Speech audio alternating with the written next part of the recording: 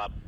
Yo, how's it going, everybody? Welcome back to the Nerd Ledger. We are the nerds. I'm Cage, that's Chair, and we're here. We're back.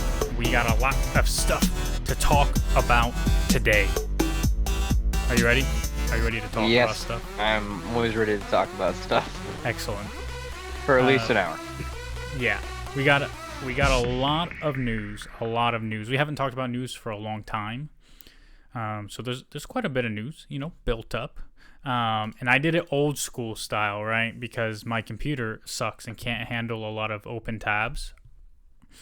And so, I don't know if you know this, but I know I used to have another podcast, right? Called Nerdy Boys Reviews. And we would do nerd news segments. And what we would do is we'd get every article we were going to talk about, and I would copy paste everything from those articles into a Word file, and then I'd print out everything from that Word file, and then we'd highlight the sections we're going to talk about. And that sounds organized and also needlessly complicated at the same time. Well, because we would do it together, right? So like we'd highlight either this, like if we were going to talk about things in the same article, I'd highlight my section and then he'd highlight his section, or like we'd have different colors, so we'd color code it so that like these are the most important things and then these are less important, so we don't get to that kind of stuff. And yeah, but that was back before like I was lazy, and now I don't care. But because my computer can't handle open tabs, I did copy paste into a notepad, and I'm just gonna read off that. No, that works too. Yeah. So there's a lot of that news, and then we'll talk about Loki. Loki's episode 1. Episode 1 of season 2. Yes, we will talk about that. There will be spoilers. So if you don't want to be spoiled, you can ignore that conversation. But yeah, we'll just hop into the news. Oh, before that, though, some shouting outing. Because we got some new followers last week. I think they followed before we started streaming. Because yeah, I mean, I didn't get any notifications for we're live, but Hulk Namor's son followed us, so thank you, Hulk Namor's son. Don't know who you are, but apparently you're both Hulk and Namor's son. So there you go. And then Phoenix Rising also followed us, which is who joined us last week. So that was nice of her to follow us as well. Yep. So yeah, much loves to everyone.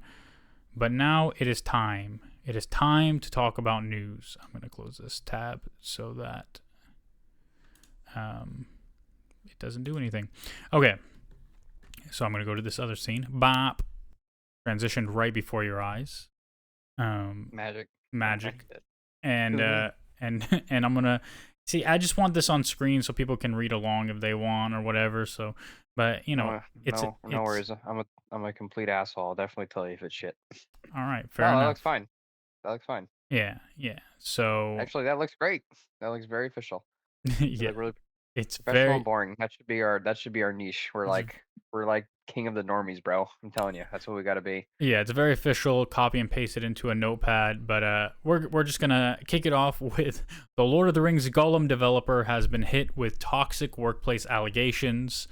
Yeah, I read a couple parts about this. I haven't played Gollum because like money's tight right now. If you're real estate, I heard it was a trash game, and then even it went on sale, and it wasn't even a good sale. It was only like $10 off. Like that's another reason I didn't buy it. Like I saw everyone said like, yeah, it's funny for like the first 30 minutes, and then you start to realize that this game is like barely like you can complete the game, but you don't like want to. Like it's just hard. Like the game starts falling apart and like just glitching and doing all sorts of weird shit, and it looks like crap. Like which sucks because I thought this would be a really good premise. Like a Golem stealth game is certainly something I could see someone doing and making really good. Yeah. Oh, that makes me think of something you sent me that I forgot to. I know I pulled it, but I don't know why I didn't put it in here. So I'll just talk about it right now. Was it Benicio del Toro? Is it Benicio del Toro? Who's the director? No, Guillermo del Toro. Was going to do a Star Wars movie, and he was going to have it. It was going to be about Jabba the Hutt.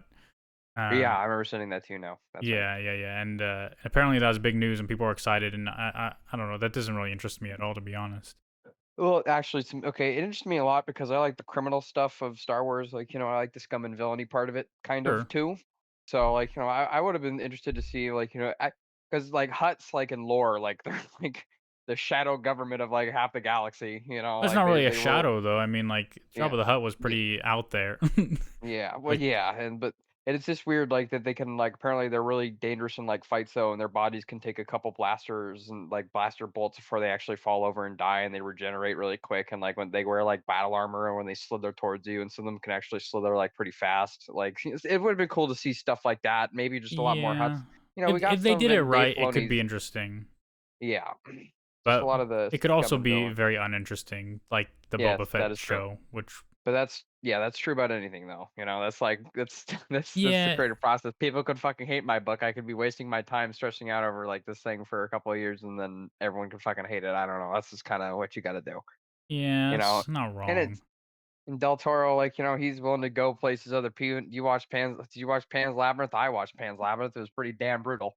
So like they could do criminal stuff, like like criminal like eviscerations or whatever, like torture. Like they could have gone dark places with it if they were gonna do a job of the Hutt origin story. Maybe it's because like it makes me think of the book Tales from Jabba's Palace, but that was Mm, just a bunch of little like short stories about people that have been in Jabba's Palace and things that like Boba Fett has a part in there and like characters that I actually found more interesting. But I don't know yeah. if I don't know if a whole movie about the rise of Jabba the Hutt would interest me. But I mean, it could be interesting, I Yeah. guess. Well, it just Um, depends on how it ties into the rest of the Star Wars universe, and yeah, and also like how it's made and how it's written and who they cast and all that other important stuff. yeah, Obviously, this it's never accurate. happened. Maybe like they were talking about it and things just fell apart. Maybe he didn't want to do it a certain way. I don't know Well, because Lucasfilm didn't want to do it anyway. yeah, That's well, why it didn't get done. So. yeah. But yeah, anyway, Anyway, on to the next one. back to toxic workplace allegations for Gollum. The Lord of the Rings Mm, Gollum developer Daedalic Entertainment has been hit with several accusations of a toxic workplace. Per IGN, a new report makes several claims against Daedalic Entertainment, including attempts to pay employees less than minimum wage, abusive leadership, and uncompensated overtime. The developer allegedly abused and exploited young employees, reportedly taking advantage of their lack of experience. Game 2, which is a German gaming news show, posted a 40-minute breakdown of its investigation on YouTube. Game 2 claims... okay, too fast. Back, don't worry, guys. Game 2 claims it spoke with 32 people connected with Daedalic Entertainment and the Lord of the Rings Gollum publisher Nacon. According to one anonymous source, the treatment of employees created, quote, an atmosphere of fear, unquote. At the time of publishing, neither Daedalic Entertainment nor Nacon responded to the allegations when contacted by IGN. However, Game 2 released denial statements it received in its video. According to Game 2, Gollum only had a budget of $15.9 million, a paltry sum for only. most AAA games today. This directly tied into the game's poor quality, which had it lambasted as one of the worst games of the year and one of 2023's biggest flops. Lord of the Rings Gollum issued an apology on Twitter after its poor reception. However, Game 2 claims Nacon used ChatGPT to write it. Yeah. Evidence of the statement's AI origins includes the misspelling of the game's title. Furthermore, Nacon reportedly released the statement without informing Daedalec. I do have the statement. I'm not going to put it on screen, but I'll read it. So this was a statement I, they put out on Twitter. mm, And yeah, it's funny because somebody responded with like a bunch of other statements from other game companies about their mm-hmm, games, and like they all are like almost the exact same thing. mm. So, all right, I'm bringing it up. Internet is slow for some reason. I'm hardlined. Why is my internet shit? Make sure your Wi-Fi is turned off. But that may interrupt the stream if you do that midstream because it may be piggybacking some parts off the Wi-Fi. Yeah. Anyway, I'll finish the article while this thing loads. So yeah, The Lord of the Rings Gollum launched in May 2023 for PlayStation 4, PlayStation 5, Xbox One, Xbox Series S, Xbox Series X, and PC. Its critical failure led Daedalec to cancel a planned Lord of the Rings game codenamed It's Magic. It also shut down its internal development wing and laid off 25 employees. A Nintendo Switch edition is set for release in December.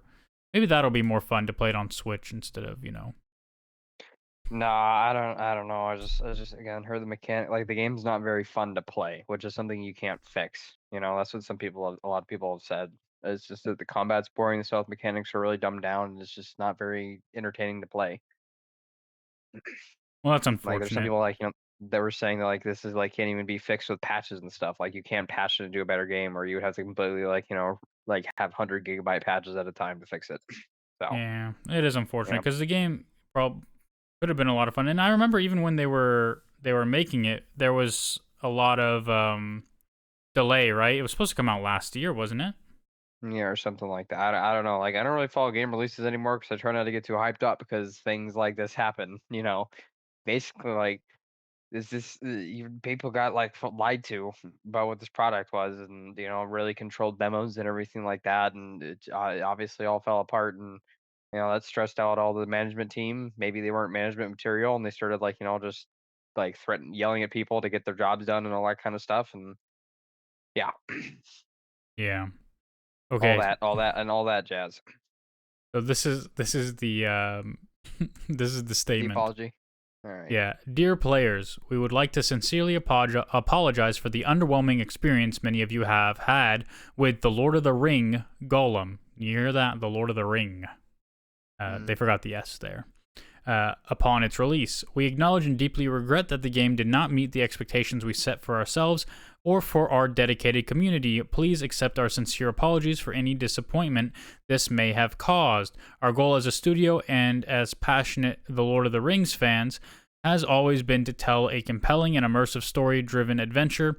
Crafting a story with Middle Earth as our playground has been the greatest honor and the biggest challenge we have ever faced. At Datalek, we understand that a game's success relies on the enjoyment and satisfaction of its players. We genuinely value your feedback and have been actively listening to your voices, reading your comments, and analyzing the constructive criticism and suggestions you have provided. Our development team has been working diligently to address the bugs and technical issues many of you experienced. We are committed to providing you with patches that will allow you to enjoy the game to its fullest potential. Which Once didn't again, we manifest. deeply apologize for any inconvenience caused, and we appreciate your understanding during this time. We will continue to keep you updated on our progress and provide transparent communication regarding the upcoming patches and improvement. Your passion and dedication as players have been the driving force behind our determination to make things right. Thank you for your support. Sincerely, Data Like Entertainment. Now, I Okay, so don't it's think bug fixes are gonna make your game playable. yeah. Also, can I tell you something? Yeah. Okay, pulled it up on Steam. What today's October 11th. Yep. So this game, the last patch was 2 months ago, Wow. and all the fixes can be fit on it. Like normally when I read patch notes for certain games that Yeah, really they're need pretty some long. fixings, like they're pretty long. These patch notes are not very. This is not very long. So Yeah, yeah, like the difference between like a game like Golem and a game like Cyberpunk is like Cyberpunk can be fixed with bug fixes, right? Like yeah. Like the I played Cyberpunk before it was quote unquote fixed, and like I have a mid range PC, right? So it yeah, could actually run some of Cyberpunk, and it actually is pretty fun to play. It was pretty entertaining. Yeah, there are a lot of problems. Like yeah, and like there was some weird decisions and stuff like that, but sometimes even my computer would start melting and was running on a medium just because of because like what's required of the hardware to run that game. yeah, That game will be the benchmark, I think, for all video games, like Crisis. Like, the joke was, "Can it run Crisis?" I think the thing will be now is, like, "Can it run Cyberpunk on Max?" right. You know? But like Because, the difference is right, like that game, you like everybody I enjoys the new DLC and everything, right? And like they fixed a lot of the issues that the game had. yeah. And the game was enjoyable even before, but like the bug fixes make it actually more playable. Whereas Golem, people's problem isn't necessarily all the bugs, which there are a lot of. The problem is that the game is just boring to play. Yeah. Like, Cyberpunk was entertaining, but the problem was, like, like you said, it melt people's PCs, and then it crashed at some point, or you'd come into some bug that ruined your experience, and there were a lot of bugs, but, Yeah. like, Gollum, like you said, Not only is Golem's gameplay really bad, apparently, like you'd have bugs that just like soft locked you into repeating the same thing over and over again. You're just like, bro, I just want to die. let me sort this by most recent. Are you reading the reviews? Yeah, I'm looking at recently. Sure, if you're Avatar. It said okay, so it's basically everyone's basically saying play this if you're like a huge Tolkien fan and you want to read all the little lore stuff. Otherwise, just don't. Yeah. That's what people say on Steam. Like, just don't buy the game. So Well, it's that'll bring pure us. garbage and insult to the fans. Well, classic Steam comments. If someone says I got this for free and I want a refund. Any other ones you want to read? No, not that are entertaining like that. Well, that'll bring us to Oh, more. a developer responded to one. Okay. What does it say? Hello. So this person says really bad game. I just have the feeling I wasted my money. Bad graphics, bad story, bad movements. Boring and disappointing. Which is fine. Like, that's more mature than I think most reviews that you and I are accustomed to reading on live on this channel, right? And the Sure. developer says, "Hello, B Marabi.91. Thank you for playing Lord of the Rings, Gollum, and taking the time to share your thoughts. We were sorry to hear that you were disappointed with our game. We understand that you found the graphics, story, and controls to be lacking." This kind of reads like an AI post. Bro, like Starting to pick up on this that. is how you know, like I already know how these developers would respond to this article, right? Mm, They would say, "Oh, imagine how much worse our game would have been if we didn't abuse our employees." yeah. I don't know. Anyway, Anyway, more video game news. yeah, awesome. Move on. Disney reportedly has interest in purchasing EA, Electronic Arts. Oh boy. A new report has claimed that the Walt Disney Company has a potential interest in purchasing video game publisher Electronic Arts. In recent years, EA and Disney have worked somewhat closely with one another, primarily thanks to Star Wars, which EA at one point had the exclusive rights to develop games based on the property. And although this is no longer the case, it sounds like Disney may now be looking to get more heavily involved with games by proxy of buying EA. According to Bloomberg, those close to Disney CEO Bob Iger are pushing for a transformation of the company. In this pursuit, it has been suggested that Disney become more entrenched in the video game industry, which it currently doesn't have much of a direct involvement with. To do this, some are said to be suggesting that Iger look to buy Electronic Arts, which would give Disney a stronger foothold in the game market than ever before. Iger himself is said to be non-committal about the idea, though, which makes it sound like he isn't fully on board with this plan. So again, this is not really a story; it's just people talking. Yeah, well, we'll have to wait. I could potentially see it. I mean, it's not like EA's the most well-liked company in this country. As a matter of fact, I think it's the Well, most neither is Disney, to be honest. Yeah, but I think like EA has like the worst workplace award for like 20 years in a row or something like that because they just turn over so many employees so Blizzard might fast. have something to say about that. Hey, about that, no, you're not wrong, but at least Blizzard is like, it's an LA sleazebag company. Yeah. Well. But I just Disney doesn't publish a lot of games and their shows aren't doing too hot, and I don't. Hey. Okay, Marvel, we're gonna they talk about I think we're gonna talk about Loki today, yeah. but we're gonna talk about some other things here in the news section. Mm, One of which is not. I didn't pull this because I don't care, but mm, because you said that, I have to tell you, Loki had like the second highest viewership of anything on Disney Plus this year for its good. premiere or Good. whatever. So I think a lot of people like the first season a ton, so they're probably ready to check it out yeah. when it came out. Um, So anyway, some DC news. We're all going to be shocked by this, guys. oh man, DC Universe casting update on Gal Gadot, Jason Momoa, and the rest of the Justice League's future. So Ben Affleck, Henry Cavill, Gal Gadot, Ezra Miller, and Jason Momoa will not reprise their respective DC roles in James Gunn and Peter Safran's new shared superhero universe, though Momoa may be playing a different character entirely. So most of this is not surprising. We've known this for a while. We've known at least that Ben Affleck and Henry Cavill will not be coming back. Gal Gadot was a question mark. She appeared in Shazam 2, which made people think maybe she'd come back in the future. Jason Momoa as well. Nobody really knew, and because Aquaman hasn't come out yet, you'd think it'd be kind of bad to be like, nah, he's for sure not coming back as Aquaman, because then it's like, don't go see that movie. yeah, Ezra Miller's the big one. I think we're all grateful for that that he Good. will not be coming back. Yeah. So, They or whatever. oh yes, they. Sorry. It's very. It's Um, just off the map. No more articles. No nothing. yeah, This is if yeah, I feel like it's about to like the anvil's about to drop in my head, but something Ezra Miller I'm just pretty made. sure around this time, wasn't it supposed to be in October? Jonathan Majors, something or other. I don't I don't remember. know. I I haven't haven't seen seen the anything, news so. yet, but he's all over Loki episode 1, so I assume they're still pushing forward. Yeah. Well, I mean, yeah. But according to a recent article from Variety, Gunn and Safran's DCU will not see any of the former Justice League actors return to their respective roles following the conclusion of the DCEU. That means Affleck won't be Batman, Cavill won't be Superman, Godot won't be Wonder Woman, Miller won't be The Flash, and Momoa won't be Aquaman in any upcoming DC projects released after 2023's Aquaman and the Lost Kingdom.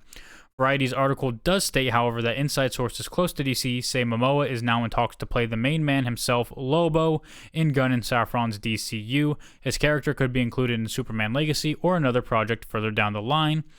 Created by Roger Slifer and Keith Giffen, Lobo first appeared in 1983's Omega Men #3, the last survivor of the planet Zarnia. Because he killed everyone else inhabiting the planet, Lobo is known for being a bounty hunter whose allegiances lie with whoever offers him the biggest paycheck.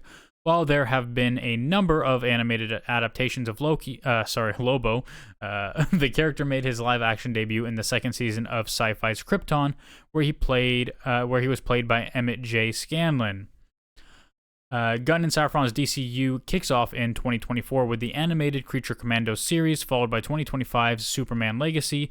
The latter of the two projects will see David Corenswet star as the Man of Steel, while Rachel Brosnahan is playing Lois Lane. The movie will also star Isabella Marcet as Hawkgirl, Edie Gathegi as Mr. Terrific, and Nathan Fillion as Guy Gardner, and Anthony Kerrigan as Metamorpho. In regards to other DCEU actors, Gunn previously confirmed Zolo Maraduena, Viola Davis, John Cena, and Freddie Stroma will continue to play Blue Beetle, Jaime Reyes, Amanda Waller, Peacemaker, and Vigilante in future DCU projects. Gunn also said that Peacemaker's second season, which does not yet have a premiere date, will address DC's continuity reset, and it's also being written right now.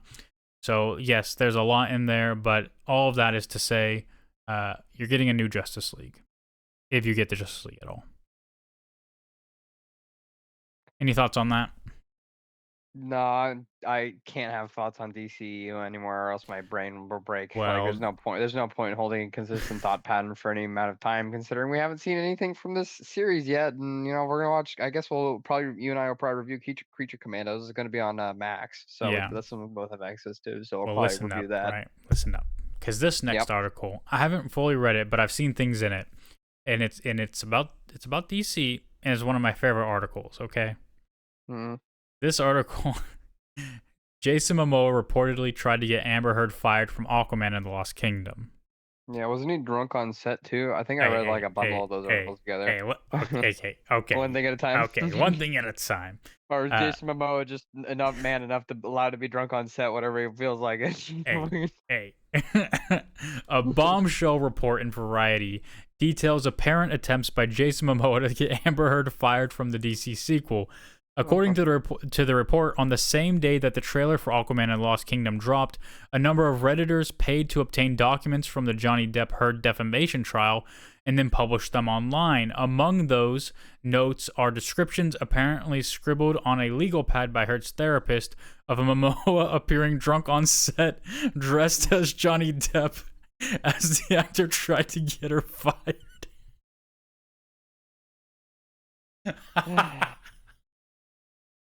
Okay, all right. The report goes on to say that Heard was, in fact, almost fired as Mera after the release of 2018's Aquaman, but not because of the public drama with Depp. According to Variety, it was due to a lack of chemistry with Momoa, which is similar to the testimony that Heard's agent gave during the defamation trial. Heard was not fired, however, and that's reportedly because of Elon Musk. The Variety report alleges that Heard's former boyfriend had one of his lawyers send a scorched earth letter to Warner Brothers, threatening to burn the house down, causing WB to relent and bring back Heard for the Lost Kingdom. Can you imagine that? Like, allowing your company to be at the will of Elon Musk? Yeah. or like, and his girlfriend, Yeah. and his like, it's just it's And they're not even together anymore. yeah. But the thing is, I think Warner Brothers could have fought this if they really wanted to, but they know they would have won, and then it still would have been out like $200 million in legal fees. So there's Yeah. like no point.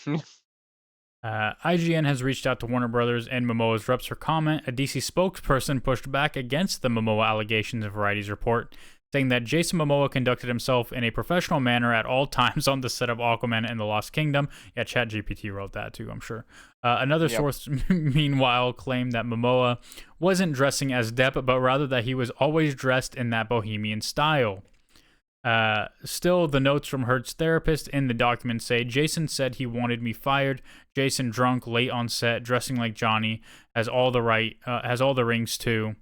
The note also says director James Wan ostracized her on set because of the legal battle with Depp, writing, quote, he raised his voice at me. I can't even post about Aquaman. Made it like it was my fault. I said I'm sorry, unquote. Nobody could take selfies with me on set. Given blackout. Sorry, that was the end of the quote. Anyway, DC spokesperson, however, told Variety, James is known for treating members of his cast and crew with the utmost respect and for fostering a positive collaborative environment on set. The Aquaman films were no exception. Again, ChatGPT probably wrote that. Aquaman and the Lost Kingdom had already been under plenty of scrutiny, with other reports over the summer revealing that it underwent 3 rounds of reshoots amid confusion over Batman's place in the film, who at one point was expected to have a small role. While reshoots aren't uncommon for superhero movies, they can be pricey, according to this Variety report. Aquaman and the Lost Kingdom cost $215 million to produce, and there's certainly hope it can follow the billion-dollar success of its predecessor when it hits theaters in 2023 this year, December 20th. Following the announcement of Gunn and Peter Safran's revamp of the DCEU, holdovers from the previous regime, Shazam! Fury of the Gods, The Flash, and Blue Beetle have all underperformed, spurring concerns over the brand's power at the box office. Yes, we knew this was going to happen. Sound surprised. Anyway, yeah, I just think that's funny that he showed up drunk, dressed like Johnny Depp, if it's true, allegedly. In other news, apparently 2 Amber Heard scenes in Aquaman and Lost Kingdom were removed. So yeah, I don't know. I don't care to read this article, but apparently that they were removed. Yeah. Okay, moving on to the next article. More sales expected. Warner Brothers is expected to be sold to new owner, possibly Universal, according to a new report. So you might be wondering. I was right. They're just hemorrhaging too much money, and eventually it was gonna break at some point. I knew this was gonna happen. Like they just can't. You can't just burn money on a pyre like that. You just can't. You don't. So all the guys up top, they want to sell and they want to get the fuck out of there because they're sitting on top of a giant dumpster bomb or something. I don't know. Anyway, please continue. So there are rumblings that Warner Brothers Pictures could potentially be sold, with Universal Pictures the leading candidate to make the purchase. Warner Brothers Pictures is currently a part of Warner Brothers Discovery, which has Discovery and the Max streaming service under its control. DC Studios is also a part of Warner Brothers, and it's the focus of a new feature that delves into some behind-the-scenes drama regarding Aquaman and the Lost Kingdom. Inside the Variety article is a reference to those on the Warner Brothers lot who believe the studio will be sold within the next 2 years, with Universal the most likely candidates. Quote, the bottom line is they need to get DC to work, whether David Zaslav owns it, whether Brian Roberts owns it, whether somebody else owns it, said Lightshed's Rich Greenfield, a Wall Street analyst and venture capitalist. The article also discusses how there is confusion regarding who is really calling the shots for DC Studios. For example, Kevin Feige is the mastermind behind Marvel Studios and its creative output, whether that's a feature film in theaters or a series on Disney+. Meanwhile, James Gunn and Peter Safran are the co-CEOs of DC Studios, but Max also has a hand in creative as well. However, a Max source did state that the collaboration between Gunn, Safran, and Max executive Sarah Aubrey and Casey Bloy has been seamless so far. Okay, that's the whole article. Yeah, I don't know what the truth is in this, but with all the mergers and acquisitions and sell-offs of of intellectual properties and stuff that is happening, it wouldn't surprise me, especially because, yeah, I mean, Warner Brothers has been hemorrhaging. Burning money. Burning. Yeah. Burning it on a pyre. In the words of Richard Arnold, the co-executive chair of Manchester United, burning through cash. That's what he did. Burning through cash. And what's next? Next is Fantastic Four. Fantastic Four update, guys. Apparently, the cast favorite IP definitely didn't get a difficult time in either movies that they've been portrayed in. Okay. Fantastic Four is amazing. It's not gotten much movie love because people are bad at making movies about the Fantastic Four. Yeah. All right, I'll let you read it. Go ahead. So the cast apparently will be announced after the actor strike, filming to start in 2024. So in a recent interview with Collider, director Matt Shakman said the 4 actors who will portray Marvel's first family in the upcoming Fantastic Four reboot will officially be announced once the Screen Actors Guild of America, American Federation, I don't care, SAG-AFTRA strike ends.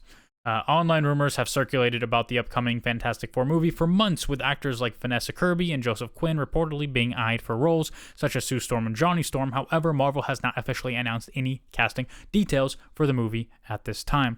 Strackman also said that Fantastic Four would enter into production in 2024.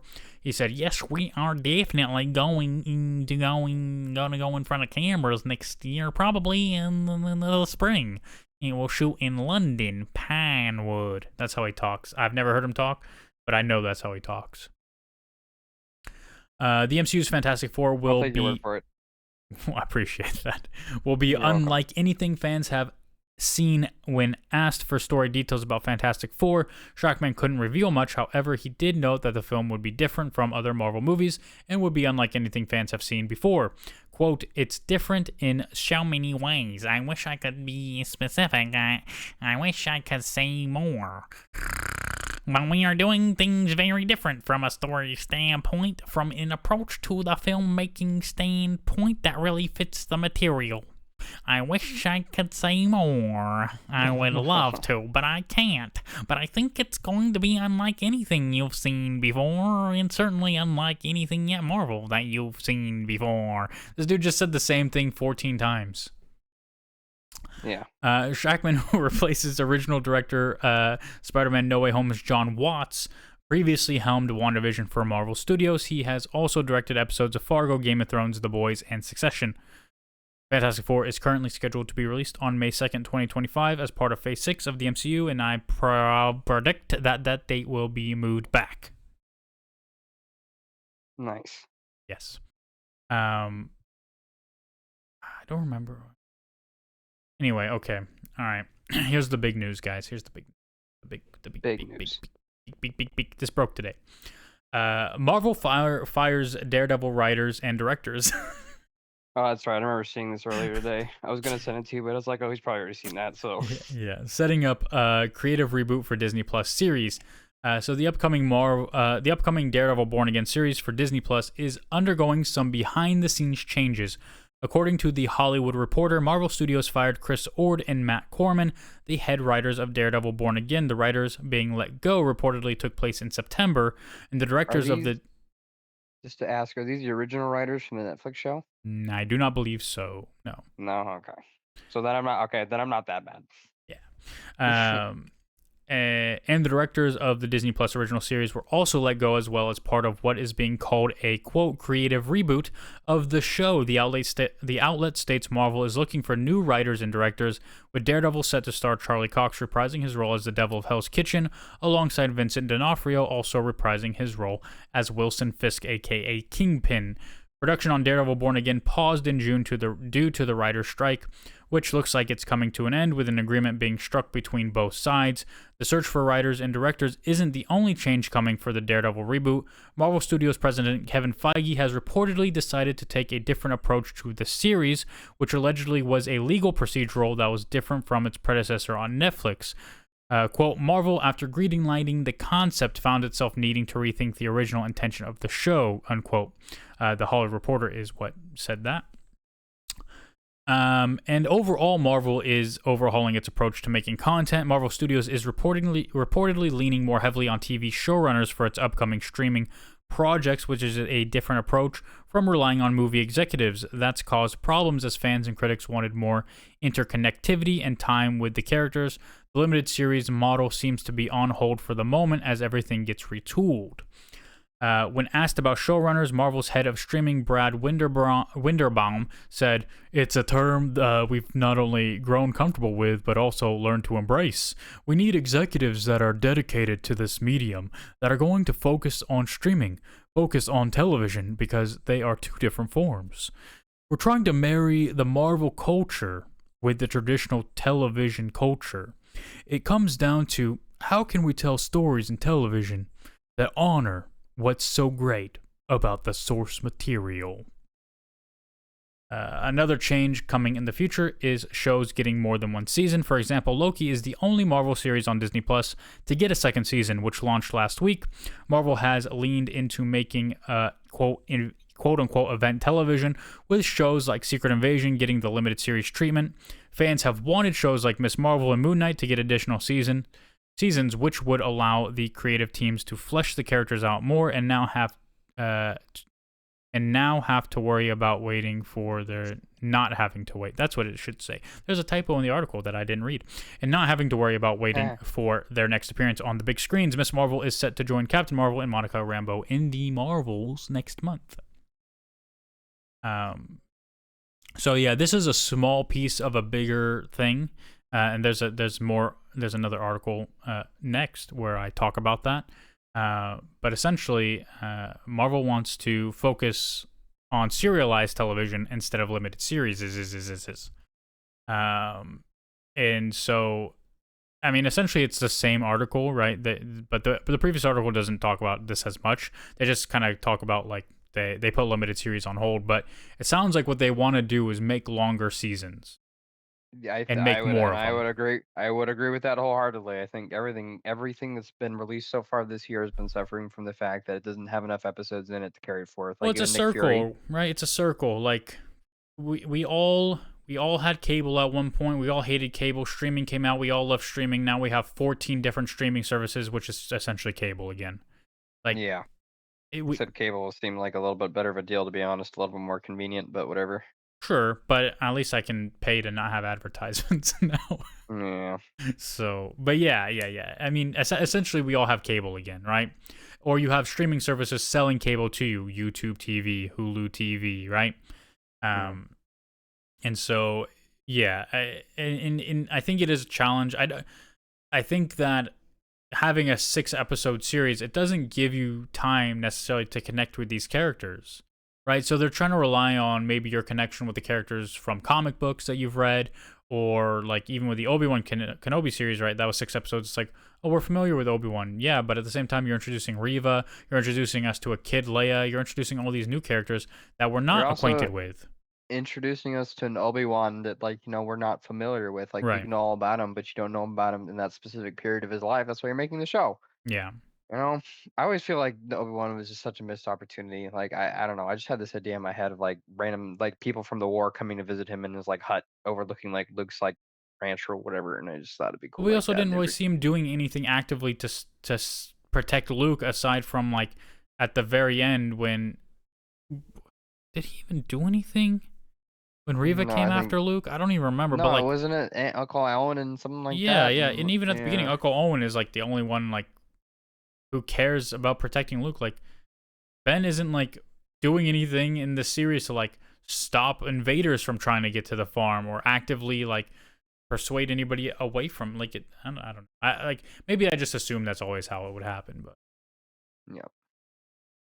Well, let's just agree that there were a lot of better ways they could have handled a lot of the shows, and definitely more episodes is a good starting point. Yeah. So I'm just gonna skip the rest of this article because I do not care. But on the overhaul, Vincent D'Onofrio had his say about the Daredevil Born Again overhaul. So some stuff happened on Twitter. So an X user, sorry, X, not Twitter.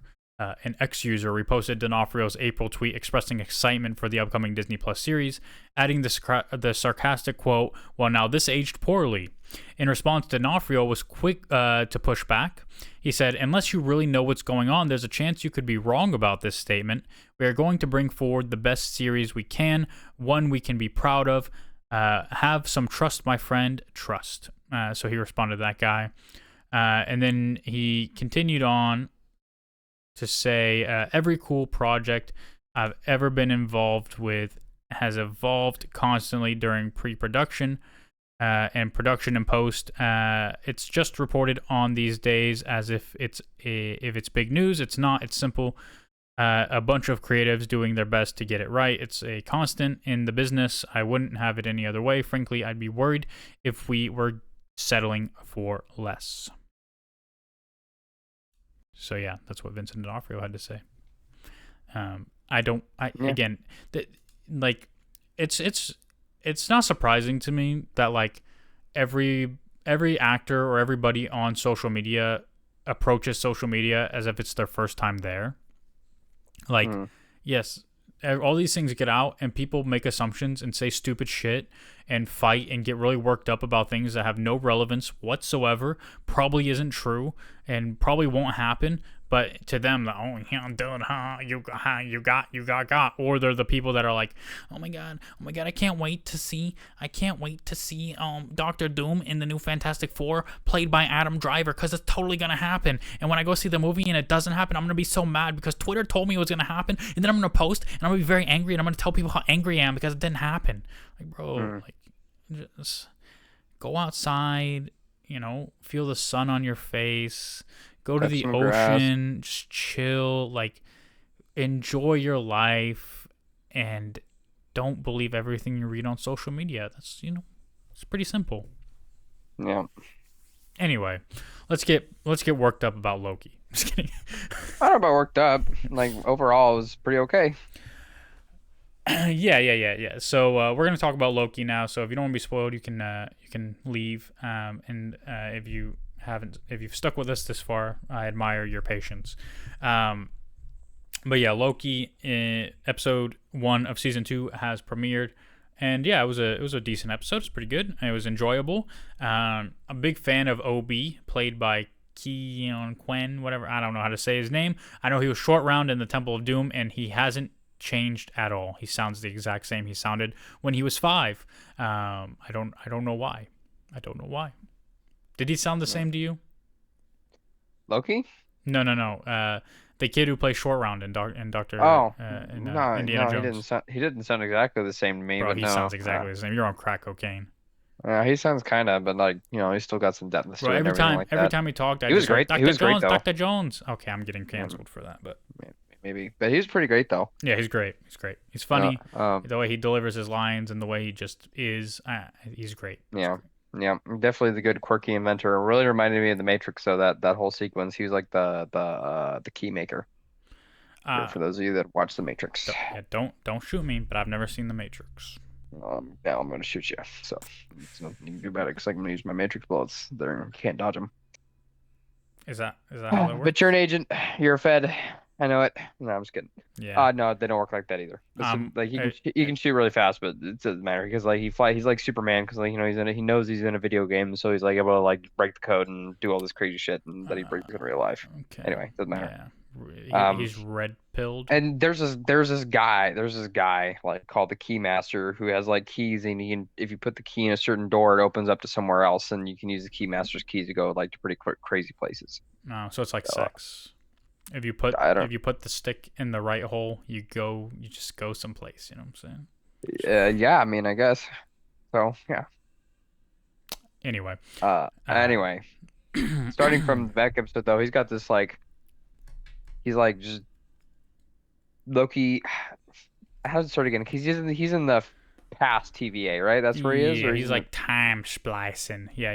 So yeah, Loki, when he, we saw at the end of season 1, right? Like he goes back to the TVA and like Mobius and the Hunter B-42 5, whatever her name is. She does like they don't recognize him. They're like, "Who are you?" Like, "Oh, you must be Variant." And Loki's just confused, and we see like statues of Kang and shit. And then he's time splicing between the past, the present, and then even the future a little bit.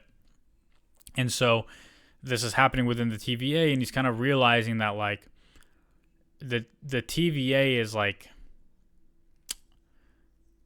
it's like on repeat almost.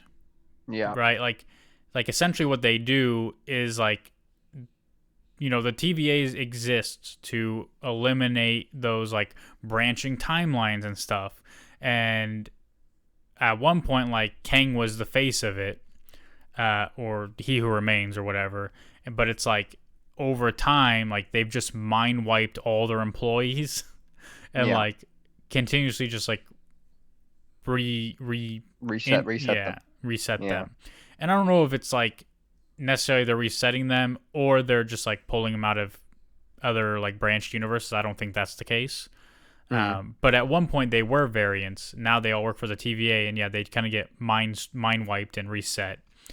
And so like Loki is seeing all this happen as he's going between time periods in the TVA. And there's a lot of, it's just like, essentially he's like, okay. I mean, the first episode is really about learning these things, and then Loki like, okay, well, how do I stop time splicing, right?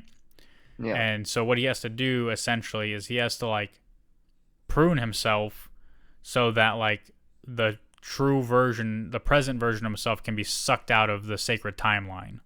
Yeah.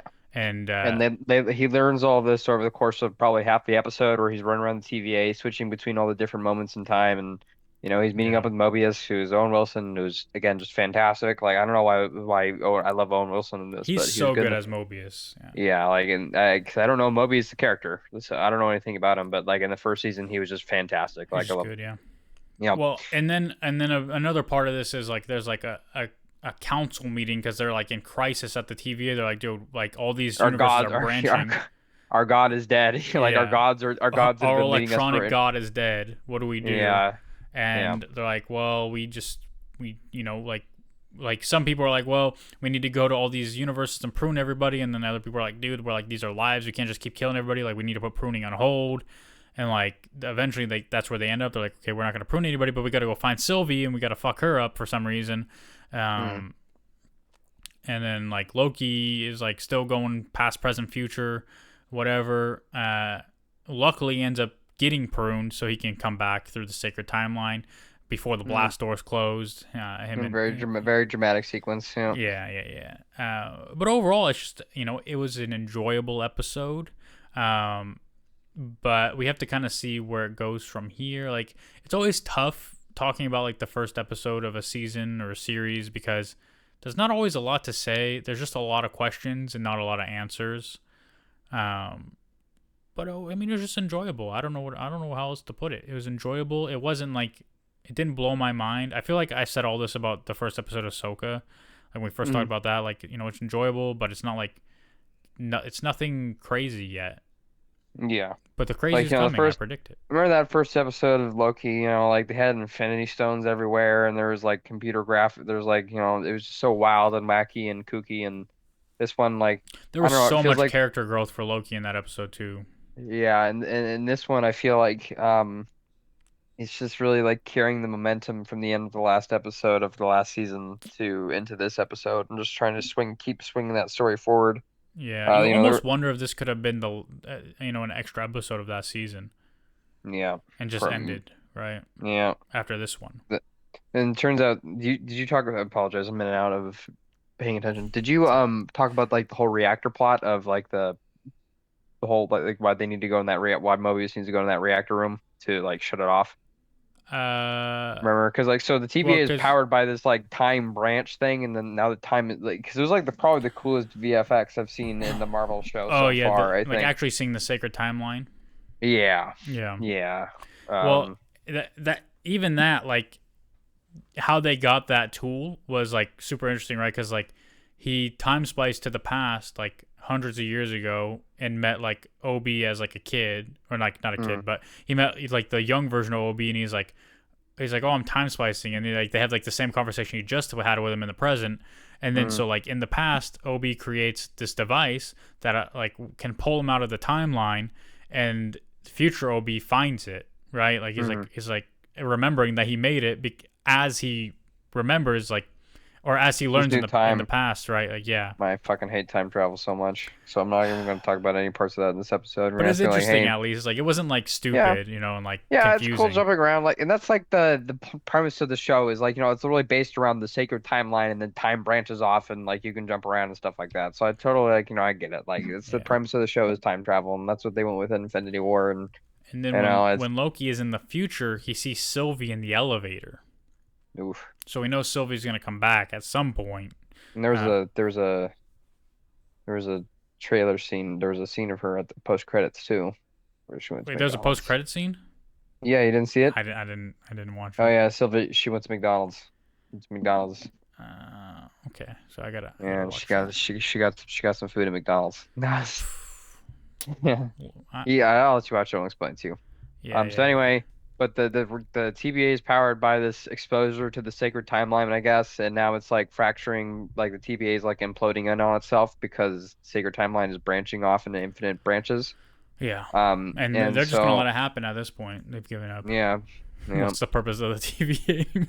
yeah. And then an army of Kangs is gonna, I think an army of Kangs is gonna show up like for the last, for maybe the second to last or last episode. What do you think? What do you think? What do you think is gonna happen? Like the big reveal. Well, I think Miss Minutes obviously is gonna be a villain or play a Mm, part, because she was with He Who Remains at the end of the first season. yep. And so I think there might be something to do with Miss Minutes. I don't know. I think like I'm pretty sure we'll see Jonathan Majors as Kang or as someone through in this because obviously his face was everywhere in this episode. Yep.